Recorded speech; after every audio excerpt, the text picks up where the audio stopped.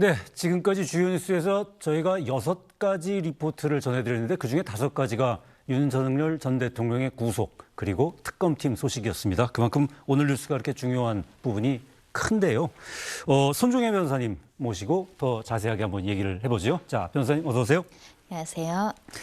결국 오늘 새벽에 이제 다시 구속이 됐습니다. 윤석열 전 대통령이요. 그 특검팀에서 이 영장 심사할 때 이제 증거 인멸의 우려가 있다라는 부분을 굉장히 크게 강조한 것 같은데 그게 결국 먹힌 것 같아요. 그렇습니다. 특검의 전략이 유효적절했다라고 평가할 수 있는데요. 구속영장 발부 사유로 가장 중요한 것이 증거인멸 가능성, 도망갈 염려입니다. 전직 대통령이 신분이고 경호를 받는 입장이기 때문에 이 영장 전담 판사 입장에서는 도망갈 염려를 명시적으로 적기에는 다소 곤란한 점이 있었기 그렇죠. 때문에 예. 증거인멸 가능성을 이유로는 구속영장이 발부될 것이다라는 예측이 있었고 실제 증거인멸을 시도했다라는 구체적인 정황이 제시가 되면서 증거인멸 우려로 실제 구속영장이 발부됐습니다. 그에 앞서서 증거인멸 우려도 범죄 사실이 구체적으로 소명이 돼야 증거인멸 여부를 이제 판단할 수 있는 것인데 네. 주요 혐의 대부분 상당 부분 합리적으로 소명이 됐다라고 이제 판사가 봤기 때문에 그와 더불어서 증거인멸을 시도했거나 비아폰 서버를 관련한 정보를 삭제하라는 지시는 증거인멸의 구체적인 행위로 볼 여지가 있기 때문에 여전히 현재 시점에서도 불구속 상태로 재판과 수사가 이루어지면 증거가 인멸될 가능성이 있다라는 점이 인정이 됐고 영장이 발부가 됐습니다. 네. 어제 오후 2시 20분쯤 시작된 영장 실질 심사가 한 9시, 밤 9시쯤 끝냈죠. 그때 밤 9시 끝나고 이제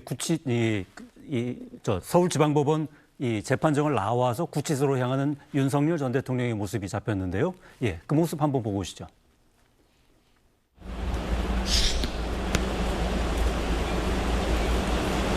두 번째 구속 심사 받으셨는데 신경 어떠신가요? 오늘 직접 말씀하셨나요? 소명은 직접 하셨나요? 혹시 총 꺼내라고 지시하셨나요? 체포영장 집행 받으라고 지시하신 거 아니신가요?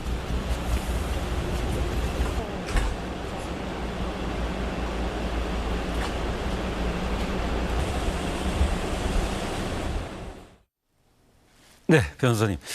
보니까 영장 실질 심사에 한 6시간 40분 정도 걸렸고요. 그다음에 발부까지 5시간. 그러니까 이게 통상적인 어떤 영장 심사와 이 발부하는 데까지 걸리는 시간과 한번 비교해 보면 어떻습니까?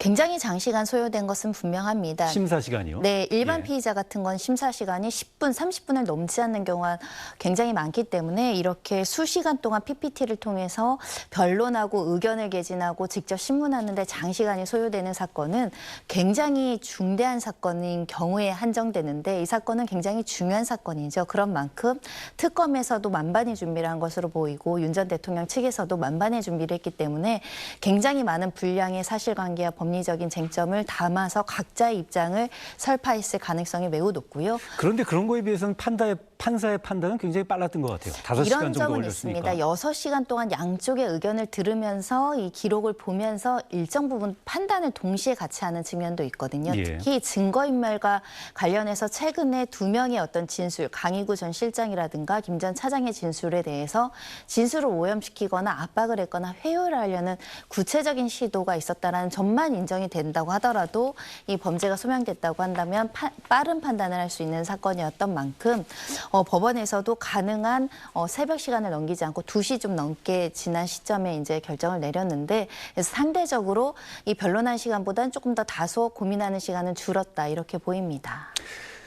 이제 2시 7분에 이제 영장 발부가 이제 통보됐다고 하는데 그럼 그 순간부터 이제 윤 전 대통령의 신분이 변하는 거죠?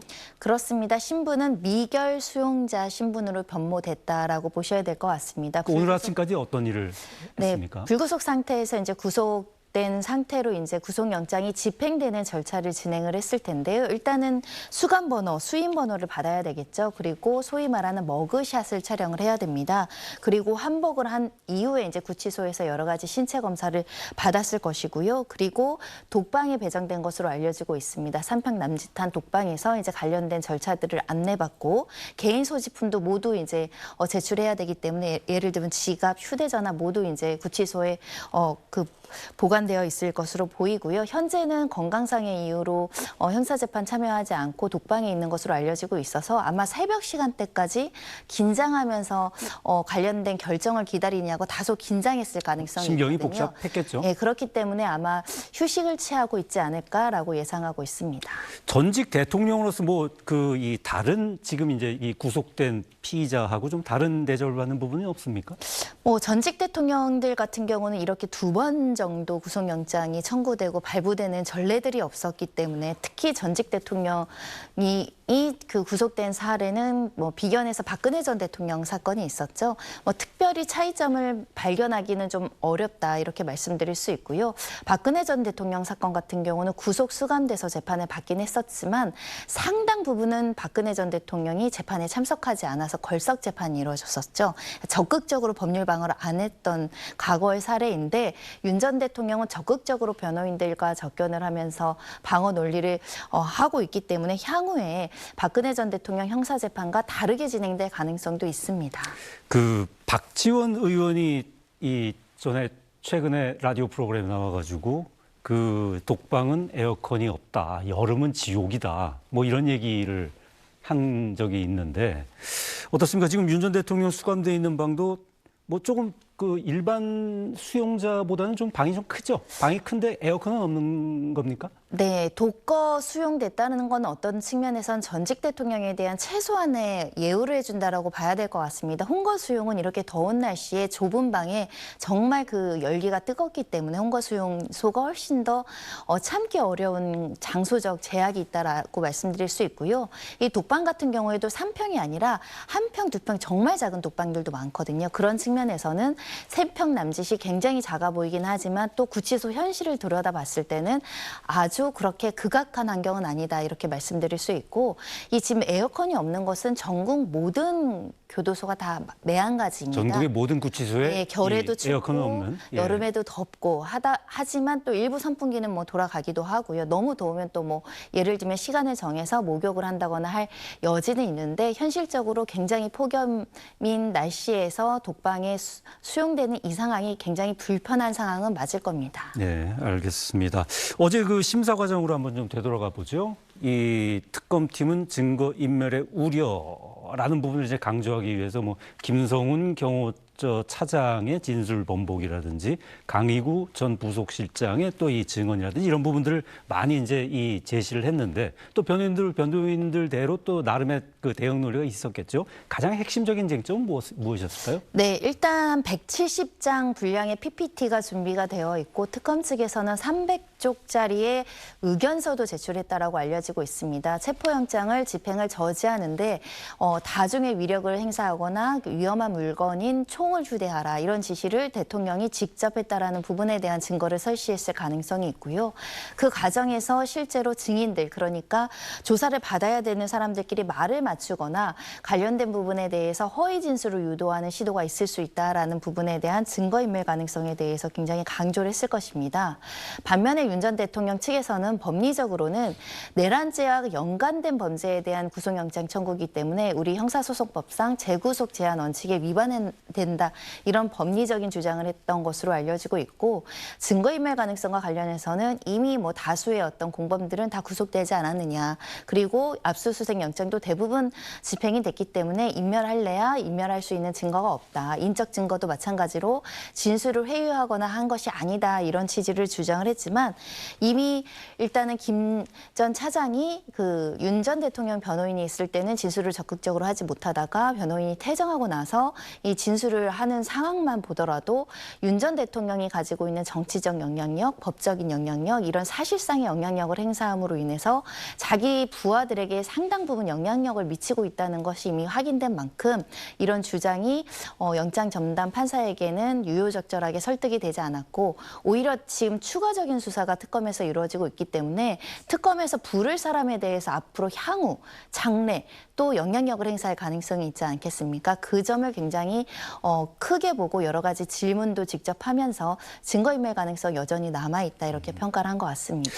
변호사님 말씀대로 인멸을 할래야 인멸할 수 없는 위치다라는 걸 이제 강조하면서 이 귀에 들어온 발언이 나는 고립무원이다. 라는 얘기를 뭐 윤석열 전 대통령이 거기에서 이제 직접 발언을 했다고 해요. 그걸 포함해서 한 20분 동안 이제 그 자기의 최후 진술 비슷한 발언을 했다고 하는데 이거를 글쎄요, 어떻게 봐야 될까요? 뭐 윤 전 대통령의 심경 변화로 봐야 되는 겁니까? 어떤 뭐 그 대응 전략의 하나로 봐야 되는 겁니까? 일단 구속 사유가 없다라는 것을 강조하기 위해서 실제로 법률 방어를 하기 위해서 지금 변호인들이 특검에서 이제 개인정보법 위반으로 이제 고발 조치를 하거나 이런 부분들 때문에 변호인들도 활동이 많이 제약이 된 상황에서 혼자 방어하는 게 힘들다.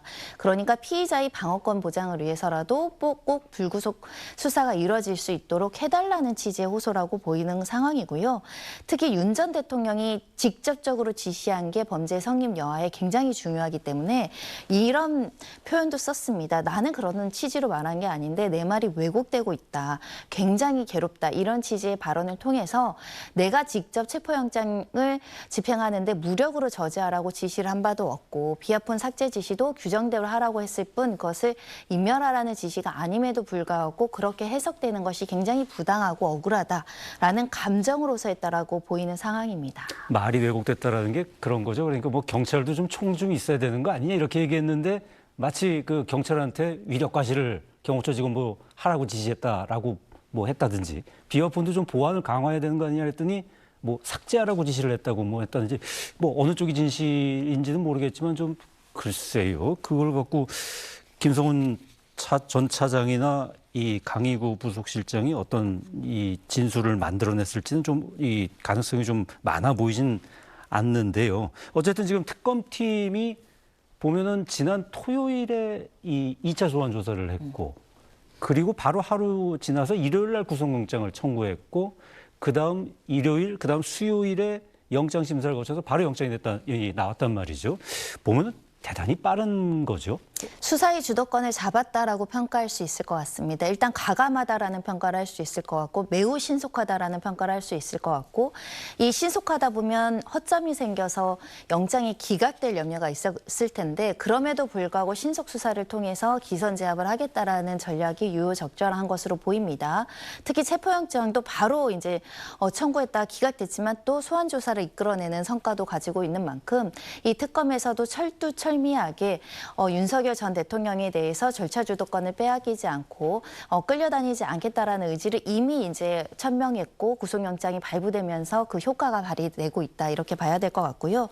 현재 내란 특검이 가지고 있는 수사 기간이 그렇게 많지 않습니다. 예. 근데 굉장히 어려운 수사를 하고 있고 전례가 없고 판례가 없는 사건에 대한 부분들도 살펴봐야 되는 만큼 굉장히 치밀하게 움직이고 있고 300쪽의 법률 의견서가 나오려면 굉장히 많은 사람들이 오랜 시간 공을 들였다는 거거든요. 미리미리 준비했다는 말씀이시죠? 그렇습니다. 그런 측면에선 특검에서 이 수사뿐만 아니라 법률적인 의견과 판례와 외국 사례들까지 총합해서 만만의 준비를 하고 있다. 그러니까 강도 높은 수사를 진행할 준비를 하고 있다라고 보입니다. 그럼 내란 특검팀 같은 경우 이제 초반에 어떤 그런 기선제압이랄까요? 뭐 하여튼 이 수사는 굉장히 이제 순조롭게 이루어진 것 같은데 어쨌든 이제 영장이 발부됐으니까 20일 이내에 이제 기소를 해야 되잖아요. 앞으로 20일간 내란 특검팀이 어디에 중점을 둘까요? 일단은 소환 조사를 신속하게 하려고 굉장히 계획을 세우고 있을 텐데 윤 전 대통령이 이 소환 조사에 적극적으로 응할지가 또 하나의 관건이 될 것 같습니다. 왜냐하면 일단은 형사 재판이 한 주 2회 정도 있다면 주 2회는 빠지고 그럼 주 3회 시간 동안 특검이 수사 기간이 소환 통보를 해서 적절한 횟수에 따른 조사를 해야 되는데 응하지 않거나 또다시 일정 조율을 요구한다거나 재판이 끝나서 오늘은 안 됩니다. 뭐 이런 취지로 이제 일정 조율을 하다 보면 수사 속도가 지연될 가능성이 있거든요. 그래서 필요한 조사를 그 기간 내에 빠짐없이 할 수 있는지도 굉장히 중요할 것 같고요. 일단 윤 전 대통령이 구속됨으로 인해서 과거에는 적극적으로 진술하거나 실체 진실을 밝히거나 또는 이런 객관적인 사실에 대해서 알고 있지만 그냥 묵인해왔던 사람들 입을 열게 하는 게 굉장히 중요하고 설득하는 과정들이 있어야 되거든요. 지금까지는 항고하거나 지금까지는 객관적인 진실을 말하지 않았다는 사람들을 참고인으로든 어떤 신분들이든 소환 조사해서 진실에 가깝게 수사를 하는 것 그게 굉장히 중요하지 않을까 생각이 들고요. 경우에 따라서는 우리가 플리 바게닝처럼 협상을 하는 경우들이 있죠. 적극적으로 유죄의 증거를 제출하고 수사에 협조한다고 한다면 특검이 또 일정 부분 양형에 있어서 반영을 해주는 그래서 관련된 공범이라든가 참고인들이 진술을 이끌어내는 그런 전략을 통해서 전방위적으로 윤 전 대통령을 압박하지 않을까 생각이 들고요. 특히 특검이 3개가 동시에 돌아가는데 윤 전 대통령의 심경의 변화를 일으키는 가장 키는 김건희 여사가 될 것으로 보입니다. 아, 예. 김건희 여사에 대한 강도 높은 수사가 진행됐을 때 윤석열 전 대통령이 어떤 그 심경의 변화와 입장의 변화를 보일 것인가 그것도 앞으로 지켜봐야 될 것 같습니다. 네.